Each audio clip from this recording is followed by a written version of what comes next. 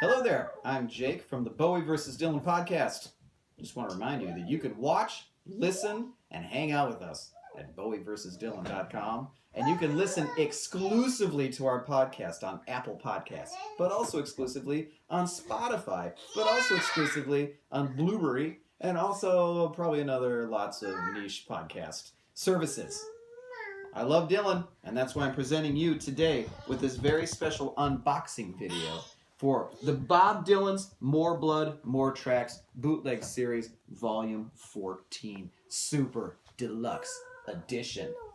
It's definitely something I want to do, and it's definitely not because Chaz is making me my podcast host partner, because he wants to kind of bump up our listenership a little bit. And he's definitely not over there right now threatening to take all of my CDs out of their strict alphabetical order if I don't do exactly as he says. What's that? Oh, read the cards? Oh, okay. This is my idea. Yeah, sure. Chaz suggested it strongly, but I'm my own man. Bowie is better than Dylan.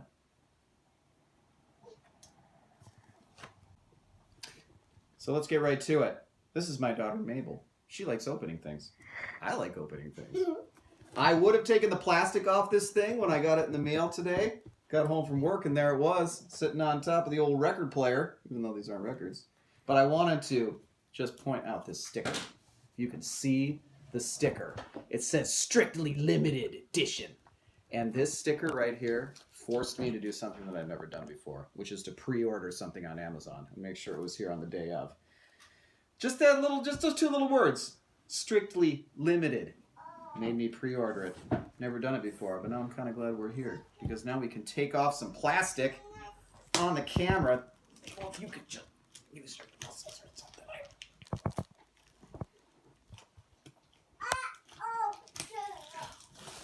Yes. Yes. Never before seen by me. Ooh, ooh, ooh. Feel that, Mabel. Ooh, the Dylan Super Deluxe box sets have this kind of like creamy, soft, touchable finish to it. The best one I think is the Basement Tapes one, because that one I feel like using as a pillow. It's so wonderful. I'm sure there's an actual term for that. Anyway, look at this. I think these are just hefty. They're hefty and nice. All right, let's take a look at the sleeve here, the nice book with all the CDs in it. After all, it's all about the music. Take a look through here. We got some more descriptions of the sessions and the legend of Blood on the Tracks. Whoa, looking cool, Bob. He might have even combed his hair that day. I'm not sure. Not that day. Definitely not that day. This is nice. So we're going to get all kinds of descriptions of the outtakes and the remakes and the whole story. This is great. Let's see here. Let's move back here to the CDs. They take real nice care with these. Everything's kind of in there. That's a CD, kids. I still buy them. That's disc 1, disc 2, 3. They just make this so tactile. Disc 4, 5. Finally, disc 6. I heard that's the best one. Early reviews. Early reviews. I just got to show you one more thing. In here, there's like little pictures of Bob all over the inside of there. Let's take a look at the book. It's called Bob Dylan, Stories in the Press. I get it. It's from the song Idiot Wind. Oh, man. So clever.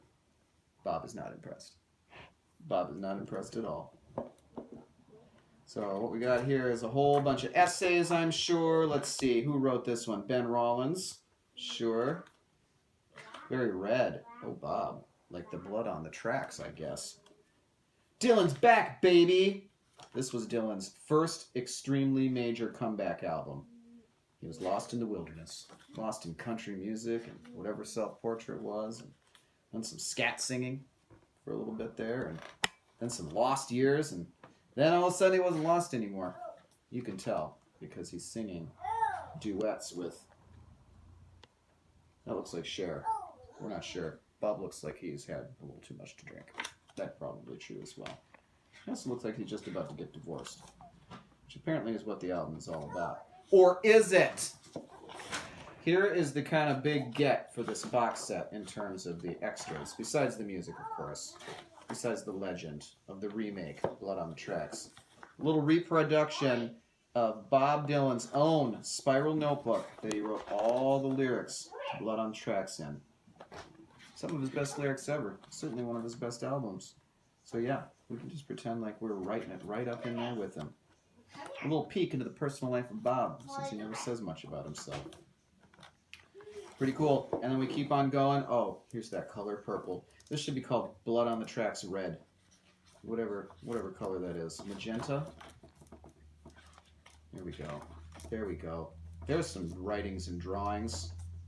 Thanks, Bob. Oh, this stuff is great.